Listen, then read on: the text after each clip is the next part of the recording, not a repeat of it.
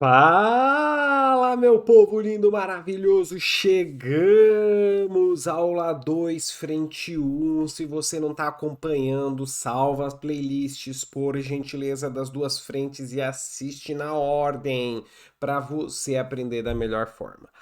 Aula importante, modelos atômicos. Muita gente fala, isso não cai no Enem, né?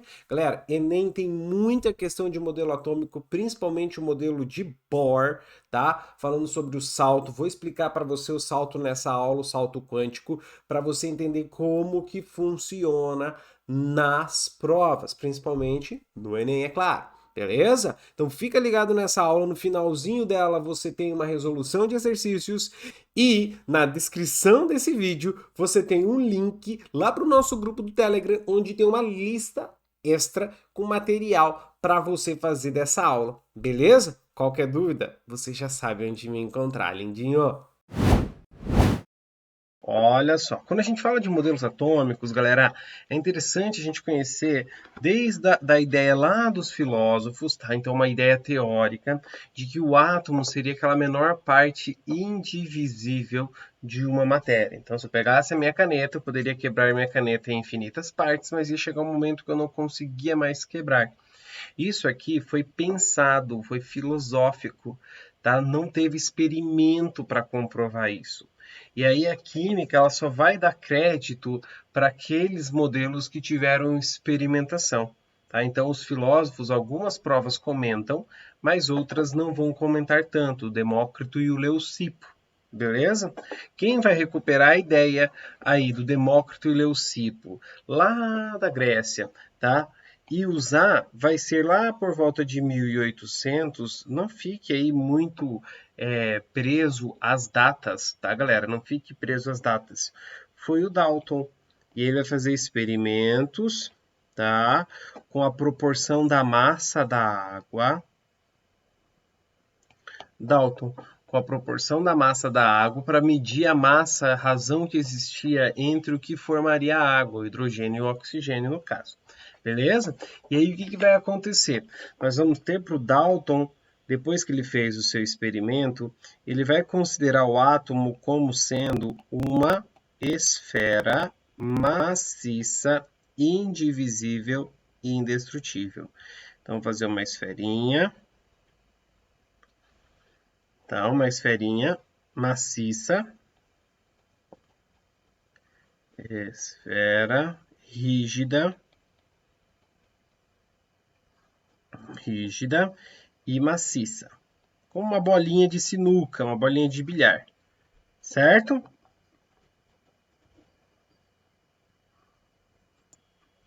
O que mais é interessante? Além dessa esfera ser rígida e maciça, galera, ela era indivisível. Indivisível. Quer dizer, eu não consigo quebrar. E uma outra palavra aqui, galera, que o Dalton usou, indestrutível, tá? Indestrutível quer dizer que ela não desaparece, ela continua existindo, ela não se transforma. E aí o Dalton vai usar isso para explicar lá o conceito do Lavoisier, tá? Indestrutível, não desaparece, não aparece de lugar nenhum, tá? Então cuidado com isso. Indestrutível. Legal. E aí, a ideia do Dalton era tentar explicar como é que funcionavam as reações que o Lavoisier já havia falado. A ideia dele é o seguinte: quando eu tenho uma substância é formada por átomos de elementos diferentes. E para ele, átomos de um elemento são iguais, átomos de um elemento são iguais. E aí, quando eu digo iguais, aqui é tamanho e massa, tá? São iguais, vou colocar assim, ó, em tamanho e massa.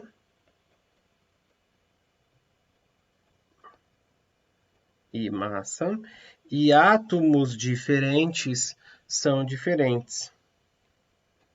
E átomos diferentes são diferentes. Beleza, galera? Então, cuidado, por favor. Átomos de um mesmo elemento são iguais em tamanho e massa, e átomos diferentes são diferentes em tamanho e massa. Então, eu teria lá, por exemplo, eu teria o átomo bolinha vermelha e eu teria o átomo do elemento azul. Eles teriam tamanhos e massas diferentes. E eles vão se combinar, tá? Numa proporção fixa. Então a água era um hidrogênio e um oxigênio. Fechado? Cuidado com isso. E mais um termo aqui, só para a gente terminar a ideia do Dalton, é uma reação química, tá? Numa reação química, os átomos sofrem rearranjo.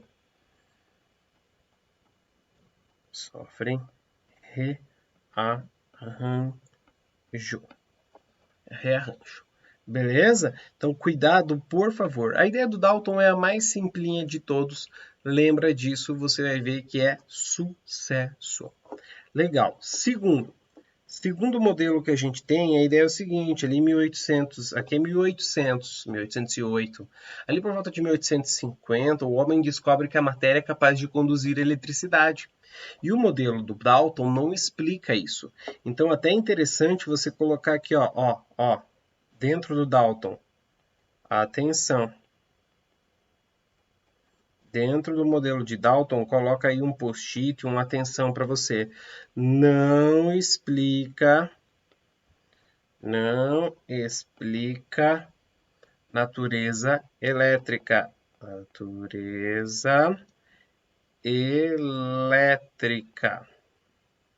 Certo?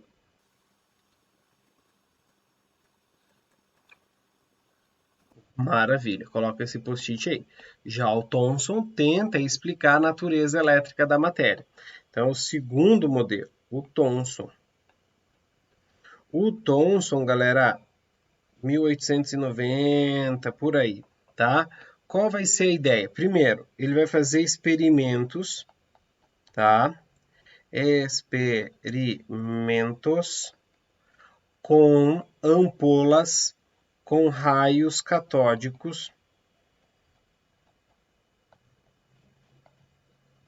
tá? Usando as ampolas de Crookes, tá? Não é cookies o biscoitinho, é Crookes. Como é que funciona esses raios catódicos? Vou fazer um exemplo só para você entender a ideia, mais ou menos assim, ó. Você tem aqui um equipamento, dentro desse equipamento você tem um gás, tá? De um lado você tem um polo, do outro. Esse polo vai ser ligado a uma bateria. Maravilha. Ligou a bateria. Tchum, tchum, tchum, tchum. E essa bateria é muito legal porque quando você cria um vácuo, tá? Você pega ali uma bomba de ar e cria um vácuo ali dentro, sai um feixe luminoso de um lado para o outro. Só que se você repetisse esse experimento colocando uma placa positiva de um lado e uma placa negativa do outro, ao repetir esse experimento, tirou o ar dali de dentro, o raio ia desviar para o sentido da placa positiva. Aí você fala, oh meu Deus, professor, e agora o que é isso? O que está acontecendo? Foi a mesma pergunta que o Thomson chegou. Depois dos experimentos com os raios catódicos, ele entendeu o seguinte... Opa, desculpa aí, galera. Ele entendeu o seguinte, o átomo deveria ter alguma coisa negativa que no momento em que eu crio o vácuo, isso é ejetado do átomo. Então agora perceba, o átomo passa a ser o quê? Divisível, certo? Só que isso não vai ter carga quando o átomo não tem carga quando sozinho. Só vai aparecer a carga quando eu faço essa excitação aí de fazer o vácuo, certo? Então o que vai acontecer? Qual é a conclusão que vai chegar o nosso querido Thomson? Vai chegar na conclusão que o átomo é uma esfera, continua sendo uma esfera, tá? Só que agora é uma esfera pastosa, então de pasta positiva, Beleza? Contendo cargas negativas. Com cargas negativas. Ele deu um nome para essas cargas negativas. Essas cargas negativas são os nossos elétrons. Elétrons são as cargas negativas incrustados. Cargas negativas incrustadas. Crustadas. Certo? Então imagine uma esfera. Vou pegar aqui, vou copiar essa daqui de cima, onde você teria essa massa, uma pasta. Essa pasta teria uma carga positiva, tá? Então você teria aqui dentro uma pasta de carga positiva e as cargas negativas estariam espalhadas, fincadas nessa pasta. Certo? Alguns professores de ensino médio comparam com um pudim de passas. Eu comparo com um chocotone, né? Aquela massa e tem o chocolatinho pingado ali no meio. É mais ou menos essa ideia eu comparo. Mas pelo amor de Deus, não coloca na tua prova, é o chocotone, né? Não, pelo amor, não faça isso, tá? A carga do átomo é neutra. O que é importante você ter atenção aqui, ó? Vamos botar num outro post-it aqui agora, ó. Dentro de Thomson. Atenção! Nesse momento, galera, o átomo passa a ser o quê? Divisível. Concorda? Eu vou dividir em parte positiva e parte o quê? Negativa. O átomo agora passa a ser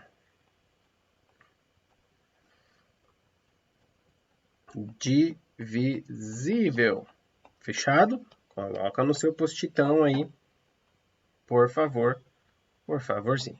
Então, Thomson, não se prenda à data, se prenda aos conceitos.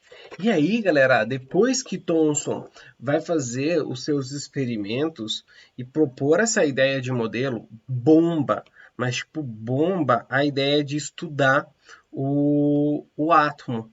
E aí, o aluno do Thomson tenta fazer um experimento para comprovar que o prof estava certo. O terceiro caso aqui é o Rutherford, tá? O Rutherford. É o cara que o modelo ficou mais famoso, mas não é o modelo mais correto, tá? Não é o que a gente usa hoje. O Rutherford, ele vai fazer o experimento, isso aqui é importante, as provas vão bater na tecla do experimento, tá? Experimento com partículas alfa. Lá na aula de radioatividade, eu vou falar um pouquinho mais de outro experimento que o Rutherford fez com partículas alfa, tá? E película de ouro. A gente sabe que ele fez com metal, com vários metais, para ver como é que funcionava, mas o ouro foi o que mais ganhou fama aí. Então, como é que ele fez o experimento? Ele pegou uma caixa de chumbo concreto, colocou lá dentro polônio, que emite partícula alfa. Aqui ele colocou uma outra parede onde só tinha um orifício. E a folha de ouro ele colocou mais aqui assim. Bem fina, tá, galera? Algumas provas vão usar delgada, mas fina, tipo, bem fina mesmo. Quase você conseguia ver através dela. E aí o que vai acontecer? A partícula alfa, as partículas vão ser emitidas, vão passar por esse orifício e vão bater na parede, na película de ouro. O que o Rutherford pensou? Bom, se o prof tiver certo, o Thomson, quando a gente tiver a partícula alfa acertando essa maçaroca que é para ser o átomo, ela vai passar para o outro lado com uma certa resistência, mas vai atravessar. Como se você atirasse uma bala contra o nosso chocotone. A bala ia passar, mas ela ia sofrer uma resistência pela maçaroca do chocotone, certo? Só que não foi isso que o querido Rutherford viu. Ao redor aqui, ele colocou um papel fotográfico. E o que aconteceu foi que a cada 20 mil partículas alfa, 19.990 passavam lotada, sem sofrer nenhum desvio, como se não existisse nada ali. 9 sofriam desvios. E uma batia e voltava, ricocheteava. Tá, prof, sério? Sério, galera. Que conclusão o Rutherford chegou? A conclusão que ele chegou, galera, é muito louca. Ele trouxe duas partes para o nosso átomo, tá? Ele separou em núcleo muito pequeno, tá? Cerca de 20 mil vezes menor que o próprio átomo, onde a partícula alfa ia bater e voltar. Ia bater e voltar. E onde a partícula alfa, passando próximo, desviava.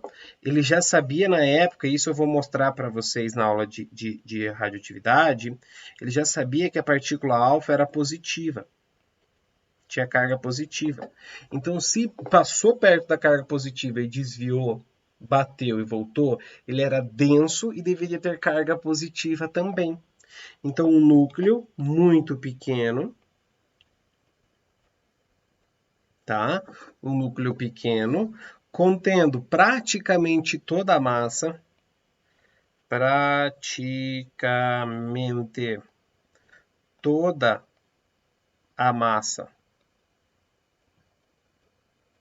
do átomo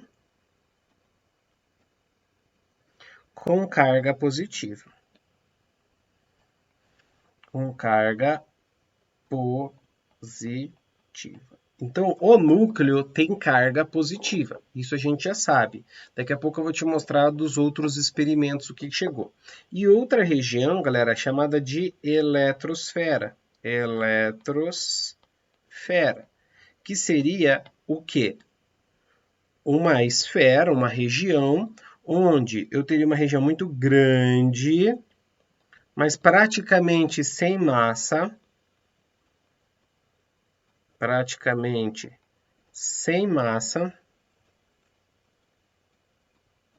contendo os elétrons, eletrosfera, né? Que contém elétrons.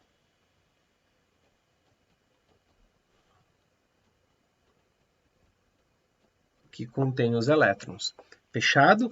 Cuidado com isso. Então, como é que ia ficar aqui? Deixa eu só o prof ver as cores.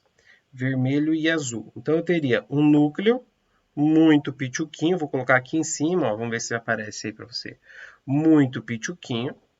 E os elétrons que estariam aí em volta desse núcleo. O Rutherford, ele não explicou como os elétrons estariam. Ele falou, estão girando aí em torno desse núcleo. E aí a gente tem um dos modelos aí mais famosos, né? Não é o mais correto, mas é o mais famoso, o modelo do Rutherford.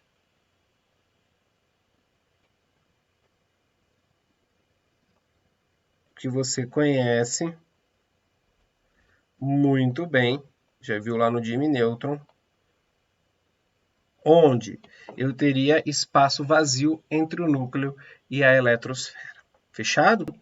Já te explico um pouco mais. Outros experimentos, galera, vamos falar aqui que o nosso núcleo, tá, vai conter os prótons mais nêutrons, tá? Não foi o Rutherford que falou de prótons e nêutrons.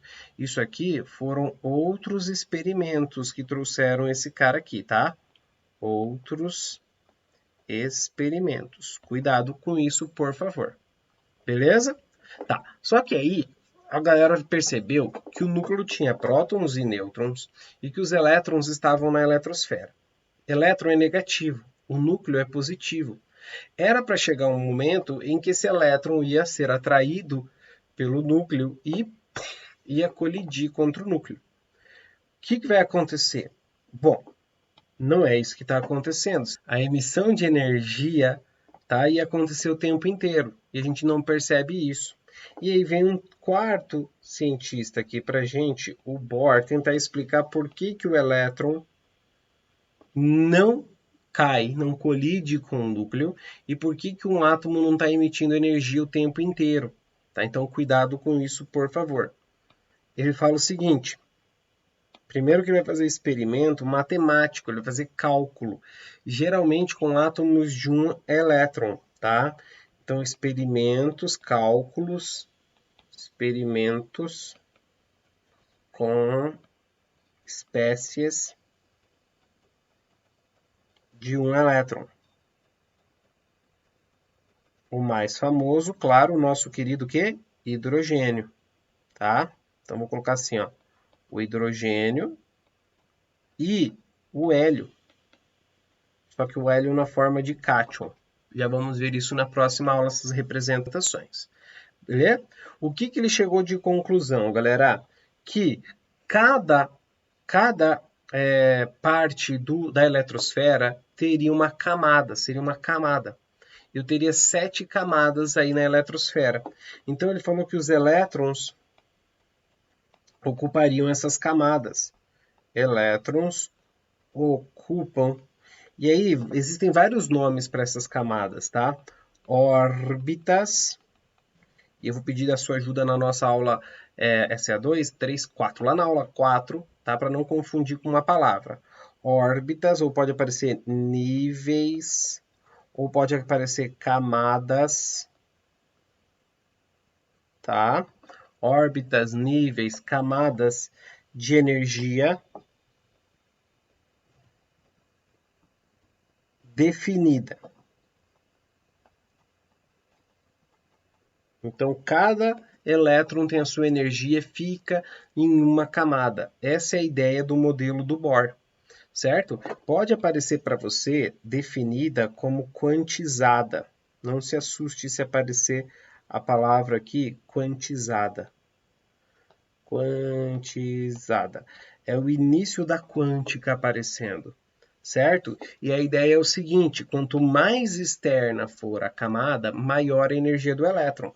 Só que o elétron está numa órbita, essa órbita é estacionária. O que significa isso? O elétron fica ali, com uma energia fixa, uma energia quantizada, com uma energia definida. Ele não sai, a não ser que ele absorva ou que ele libere energia. Então a ideia é o seguinte, quanto mais externa for a camada, maior vai ser a energia do elétron nessa camada, tá? Então vai ter assim, ó, quanto mais externa a camada,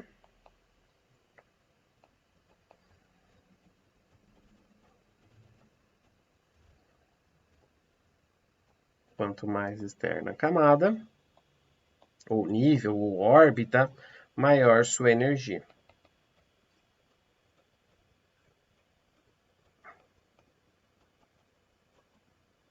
Certo? E essas camadas vão apresentar uma quantidade de elétrons. Então nós teríamos o núcleo, ele pega a ideia do núcleo, mas aí a ideia de camada e essas órbitas, tá? E acabei esquecendo de comentar para vocês, comentar com vocês, essas órbitas aqui são órbitas circulares, tá? São órbitas circulares, então você vai ter círculos aqui ao redor do núcleo. 7.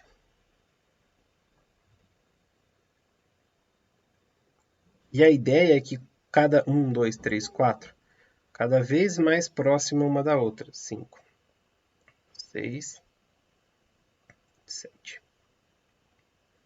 Tá? 7 camadas. Quanto mais externo, maior. Então teríamos K, L, M, N, O, P e Q.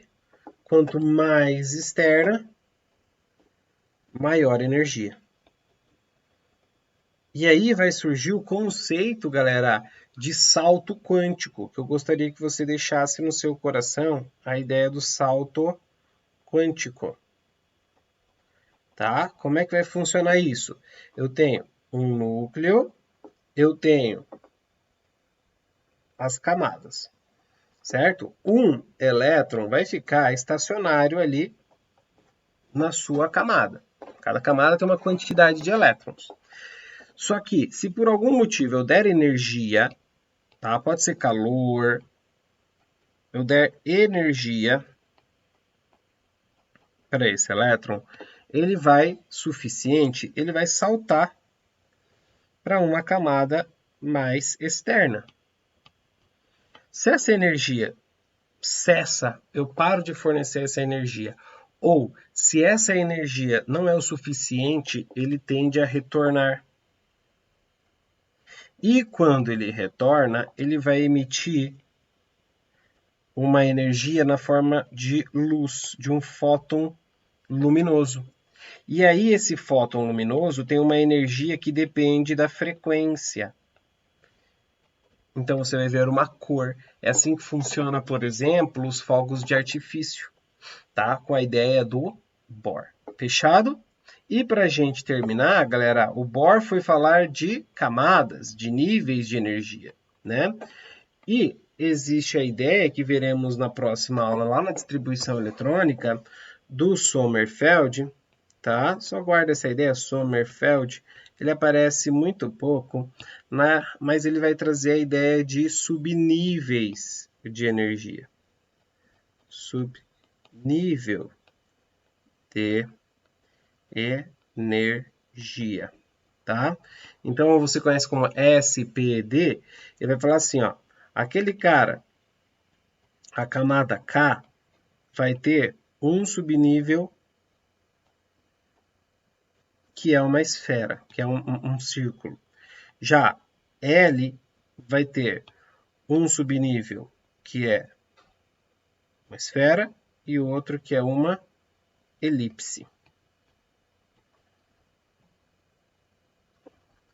A M é uma esfera e duas elipses. Só para você entender, você já conhece a distribuição eletrônica, né? Você vai conhecer, é S, SP, SPD e assim por diante. Então, vai falar de subnível. Então, o nível, a camada, é dividido em subníveis, em subcamadas. Essa é a ideia do Sommerfeld. Beleza? Foco nos 4 primeiros aqui. Fala galera, vamos lá resolver então os exercícios dessa nossa aula, beleza? Lembre sempre de prestar atenção no padrão das questões, como que eles cobram os modelos, ou os termos que eles usam, que eles mudam de uma questão para outra, beleza? Vamos lá então, a primeira questão, a questão fala assim, ó. Thomson determinou pela primeira vez a relação entre a massa e a carga do elétron, o que pode ser considerado como a descoberta do elétron, ponto.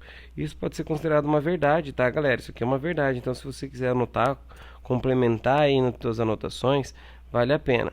Aí ele fala, é reconhecido como uma contribuição de Thomson ao modelo atômico, o átomo ser indivisível?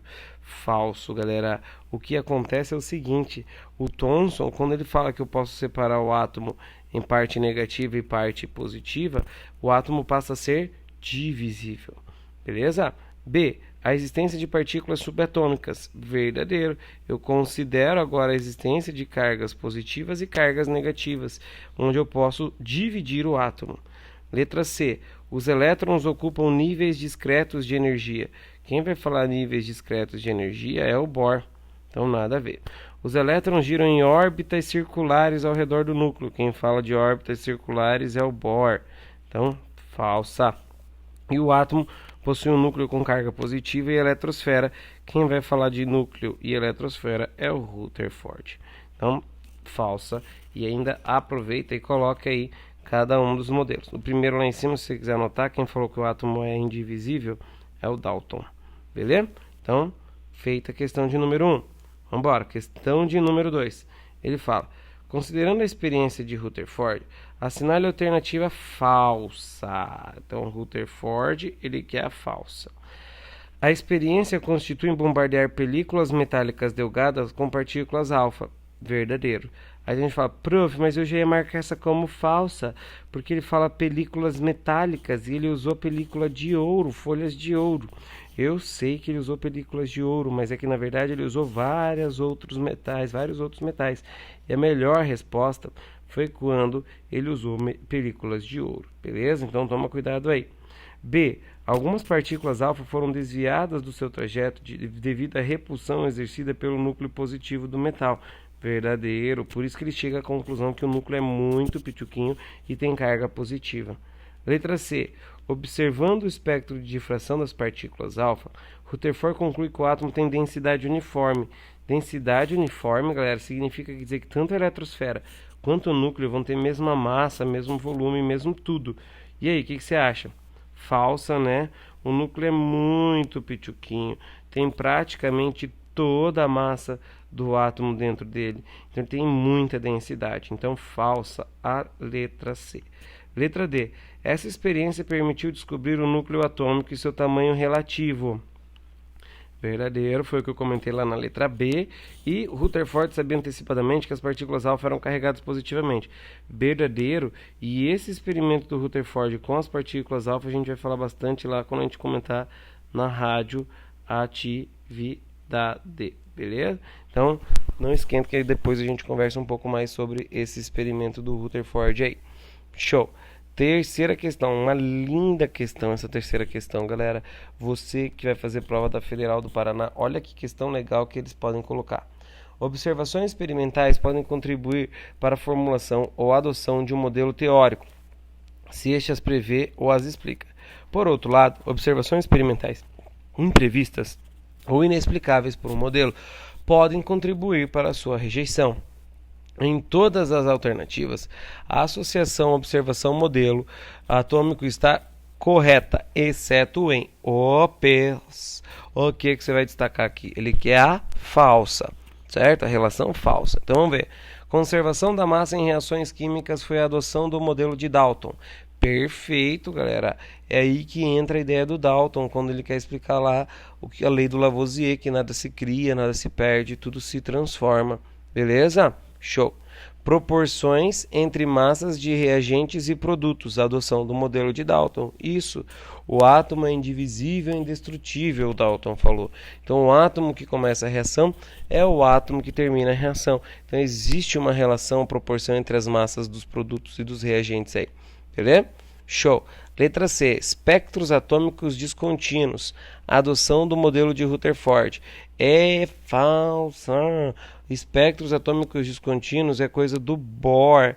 Ele que vai tentar explicar, por exemplo, aqueles espectros de emissão de luz dos átomos a partir da energia dos elétrons em cada órbita.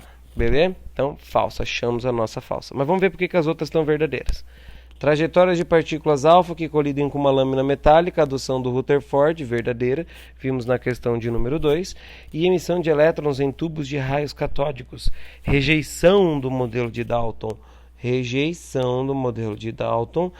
adoção de Thomson. Então essa alternativa é verdadeira. Tá? Cuidado que ele usou o termo rejeição para tentar fazer pegadinha com você, você não cai nessa pegadinha. Beleza? Boa. 4. Com relação à estrutura da matéria, assinale as opções corretas. Vamos lá. 01. A matéria é constituída por átomos. Verdadeiro. Prótons são partículas do átomo. Verdadeiro. Estão concentrados lá no núcleo. 4. Os elétrons possuem carga elétrica positiva. Elétron tem carga o quê? Negativa. Conserta essa falciane aí. 08. Nêutrons são partículas do átomo. Verdadeiro, estão no núcleo junto com os prótons. E 16. A massa do próton é menor que a massa do elétron.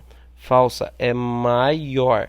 Só para você ter uma ideia, a massa do próton é 1896 vezes maior que a massa do elétron.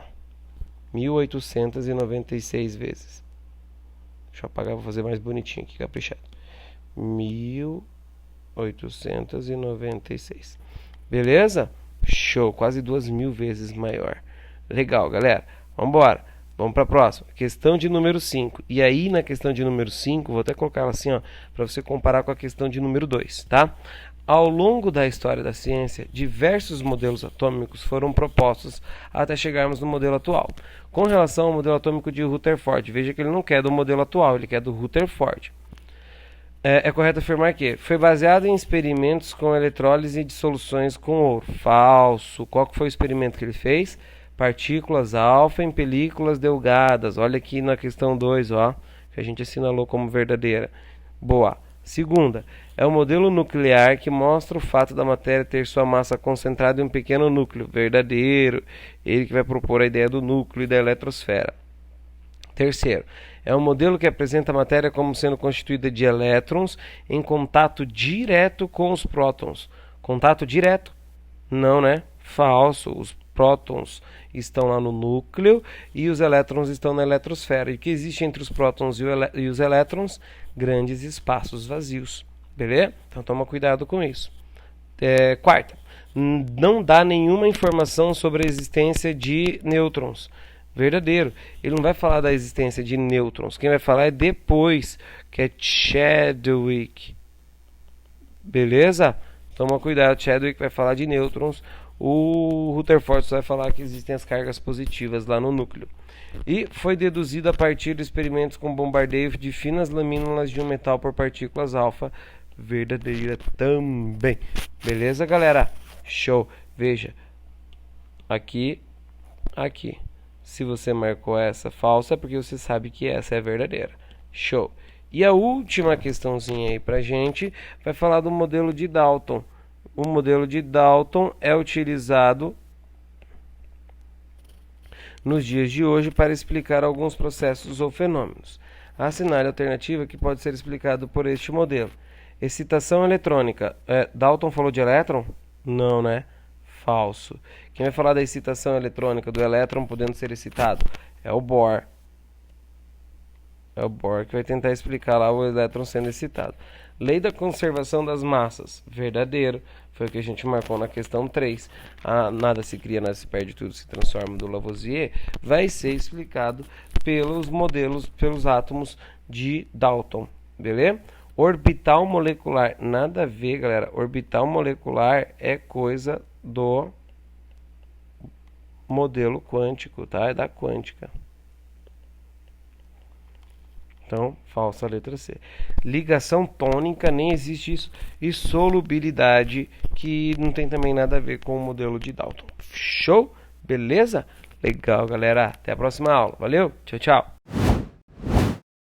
E aí, lindinho, gostou dessa nossa aula? Espero que você tenha curtido. Lembrando que aqui na descrição do vídeo tem alguns links muito importantes para sua preparação aí para as provas do vestibular e do Enem.